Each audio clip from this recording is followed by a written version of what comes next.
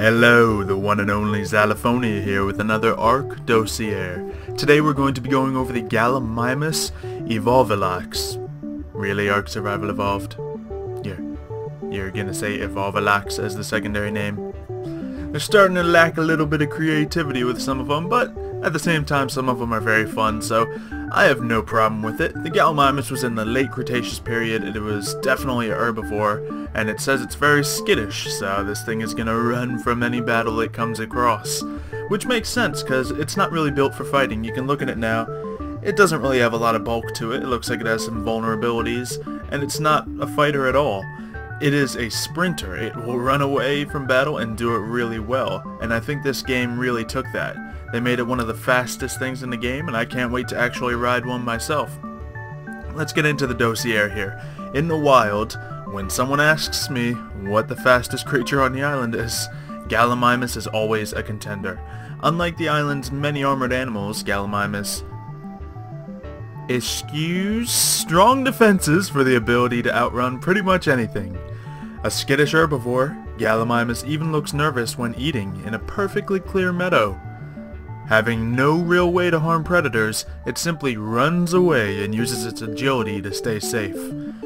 I've even seen wild Gallimimus outrun speed-trained Utah raptors. So, it seems like these guys are definitely going to be very fast and be able to run from most prey, or rather most predators. So they're not going to be easy prey for most of them.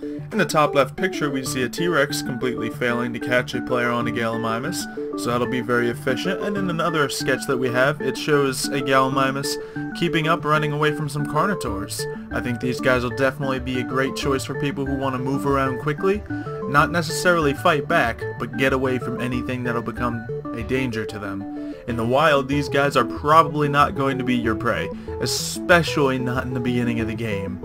You're going to end up, trying to go after one of these guys and they will just run and you'll never see them again. But once you do get a little bit later into the game, you can knock them out with some trank arrows. I think it'll be very useful to domesticate them, because while domesticated, there are two general camps on the use of tamed Gallimimus. One camp thinks that their inability to actually harm hostile creatures and their inability to harvest resources makes them primarily a burden to the tribe. But the other camp thinks that their extreme speed and ability to jump long distances is among the best for scouting and exploring, or just making a quick getaway. So once again, these guys only really have one use, and that is movement. Now they can't fight, they can't farm, they can't do much, but they can move.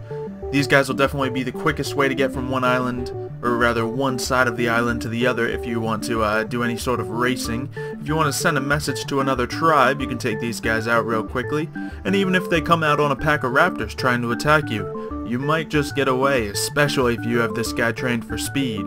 Gallimimus is definitely another creature that was, largely represented in, some of the dinosaur, movies and shows and stuff like that, so I think it's definitely a great addition to have to the island. I think seeing how I like to scout out the island and look around on my raptor, I think I might even enjoy it a little bit more on my Gallimimus, although who am I kidding, Artemis is the best raptor a man could have. But anyway, let me know what you guys think of the Gallimimus.